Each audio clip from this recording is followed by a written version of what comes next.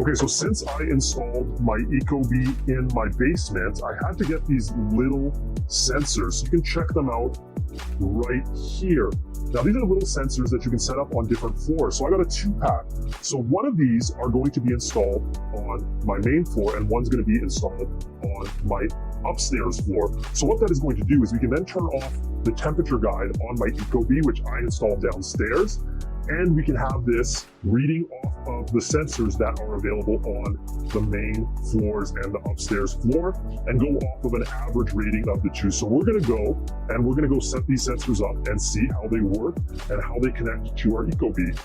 Okay, so since I have my Ecobee set up in my basement and I have these sensors now, we're gonna set them up. So all you have to do is go to the plus right here, and then you just have to select add new device, and we're gonna select room sensor.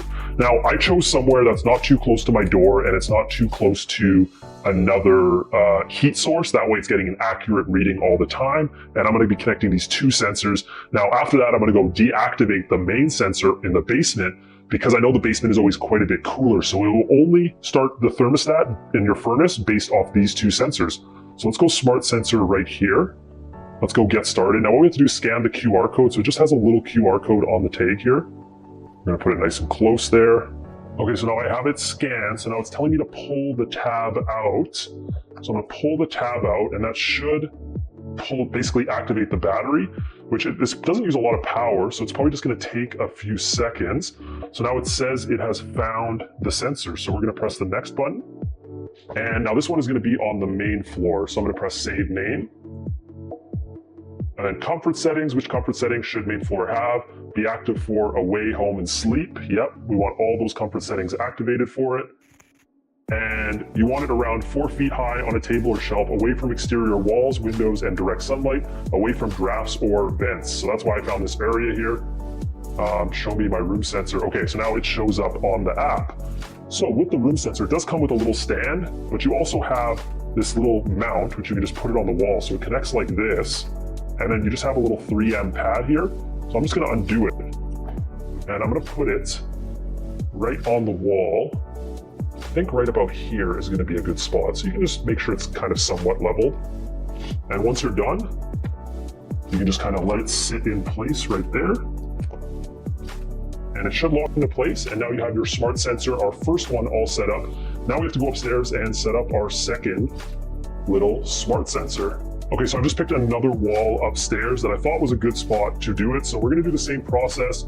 Go add device, right? Pick our room sensor, our smart room sensor. We have to scan the QR code. I did have a few issues scanning it before. You just gotta kind of hold it a little bit back. It's really weird. Same thing, we pull out the tab. That's going to power it up. It just takes a few seconds. Okay, we're gonna go next. This one is upstairs, so we're gonna press there. Now this is gonna be outside of my bathroom, but away from where really the hot steam, and that's really could be an issue in winter, so just keep that in mind. We're gonna press next, and it should show you now your other sensor. So now I'm gonna go and set up this other sensor. Okay, and so you can really see they barely use up any room. So now I want to go in my basement and we're going to check out how it is averaging the temperatures. Okay, so now we're at my main thermostat downstairs. So what it's done is it's averaging all of the temperatures based on all three, the sensor inside the thermostat and your two sensors that we just installed. But we should be able to go into settings and we should be able to basically unpair some of the features and deactivate our one sensor. That way it's not reading off of our sensor in the basement because we want it to stay at around 20 degrees. So you can see I have it set to 20 degrees there. Okay, so basically what I've done is I've gone inside the sensor settings. So let's go to, so basically what I've done is I've gone into the sensor settings on my Ecobee, my main one, and I've turned off the comfort settings. So while I'm home, while I'm away, or while I'm asleep, it will not read off of this sensor. So what it means is it's just averaging the two temperatures for the main floor and the upstairs. That way, my basement can stay the way it was before, and the thermostat is only reading the top two floors. So it's a great solution if you have to install your Ecobee in your basement. Now you can also use a ton of these sensors in different ways. That way you get the best possible settings for your house. And the comfort settings are awesome because your Ecobee will stay cooler while you're not home, and also while you're asleep, your house will run cooler, essentially saving you money all year round. Thanks for watching this video. I'll see you in the next one.